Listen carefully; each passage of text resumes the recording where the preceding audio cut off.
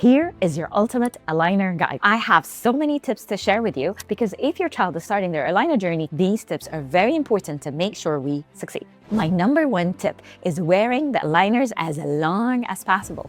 We're supposed to be wearing our aligners for 22 hours, which means we're only taking it out for eating or if we would like to drink something other than water, which means our entire day we should be having it on while sleeping, while in school, as much as we can, because this is how we get results. The longer we wear it, the more we get results. My second tip is using chewies. Remember, we are using the aligners to change how our child bites and chews and to improve our child's occlusion or bite in general. And this makes sure we seat the aligner very well so that the aligner is very effective. As per my instruction, put it on and make sure you seat the back, you seat the front, you seat the back. Most of the time, the front are not being seated properly, and that will affect the tooth movement. My next tip is make sure to carry the case with you wherever you go, because it always happens that if you don't have the case and put it in tissue, a nanny, a maid, someone in a restaurant thinks this tissue is used and throws it out. And once that happens, you are left without an aligner for a period of time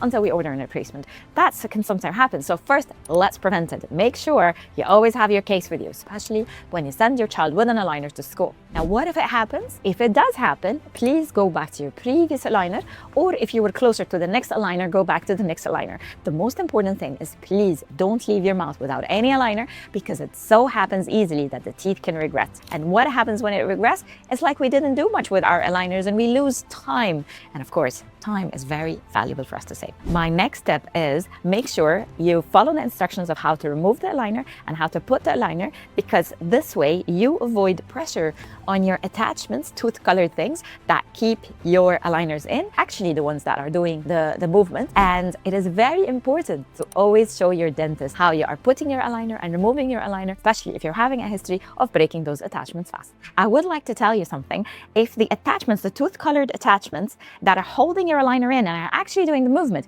if they break at all, I would like you to inform me immediately, because some are very important to put back because they are the ones that lead to tooth movement. And if that happened and you can't get to my office straight away, please stay and don't use the next aligner. Please stay with your existing aligner until I put that attachment back. My next tip is please send your child with a brush or a travel brush like this one to school, or keep it in the pocket, because what happens is if you're eating anything chewy or biscuits or things like that, that would stay on the surface of the teeth for a very long time, and then they ate this and they just put their aligner in, what happens is it increases the risk of cavities, and we don't want to straighten our teeth but end up with a bunch of cavities, which some